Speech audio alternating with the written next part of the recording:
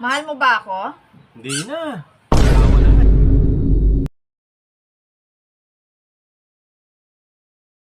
Kung pipili ka ulit ng asawa, ako ba ulit? Hindi na, syempre.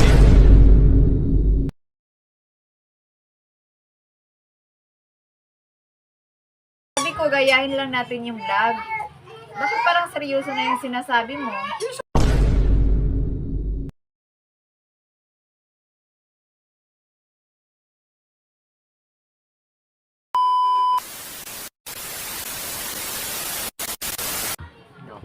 To this vlog, mga kainday, mag-real talk tsaka pastok muna kami ni Mister.